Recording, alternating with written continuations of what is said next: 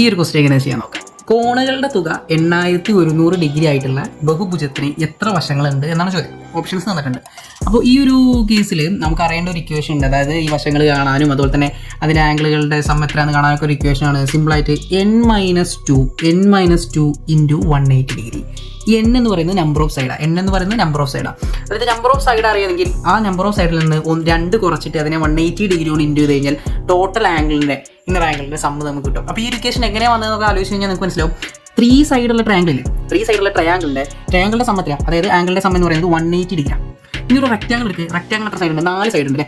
4 side ഉണ്ട് rectangle. അതായത് ഞാൻ നോക്കുകയാണെങ്കിൽ ഇങ്ങനെ അല്ലേ. അപ്പോൾ ഒരു ആംഗിൾ എന്ന് പറഞ്ഞു കഴിഞ്ഞാൽ ഈ ഒരു ആംഗിൾ എത്രയാണ്? 90 ഡിഗ്രി. ഈ ആംഗിൾ 90 ഡിഗ്രി. 90 × 4 എന്ന് പറഞ്ഞാൽ 360 ഡിഗ്രി. അതായത് നമുക്ക് ഈ റെക്റ്റാങ്കിളിൻ്റെ കേസിൽ അല്ലെങ്കിൽ ഒരു സ്ക്വയറിൻ്റെ കേസിലൊക്കെ എടുത്തു കഴിഞ്ഞാൽ അതിന് ആംഗിൾസ് ആഡ് ചെയ്ത് കഴിഞ്ഞാൽ നമുക്ക് 360 ആണ് കിട്ടുക.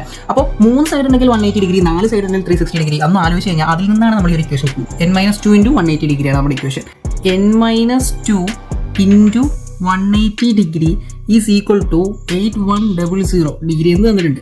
ഇതിൽ നിന്ന് നമുക്ക് ഇങ്ങനെ ആൻസറിലേക്ക് എത്താം. അതായത് n-2 ഇവിടെ തന്നെ ഉണ്ട്. ഓക്കെ, n-2 ഇവിടെ ഉണ്ട്. നമ്മുടെ 180 ഡിഗ്രീനെ അപ്പുറത്ത് കൊണ്ട് കഴിഞ്ഞ് കഴിഞ്ഞാൽ അപ്പുറത്ത് കൊണ്ടുപോയാൽ കട്ട് ചെയ്യാം. ഇതിൽ എത്ര വരും? ഇക്വൽ ടു 45 ആണ് ആൻസർ കിട്ടുക. അതായത് ഈ 45 എന്താ? n-2 കേട്ടോ. n-2 ആണ് 45. അപ്പോൾ n എന്ന് പറയുമ്പോൾ 47 പ്ലസ് 2 എന്ത് വരും? 47 എന്ന് പറഞ്ഞിട്ടുള്ള ആൻസർ എന്ത് വരും? 47 എന്നുണ്ട് ഓപ്ഷൻ. ഓക്കെ, ഓപ്ഷൻ ചെയ്യാം. കിട്ടിയോ?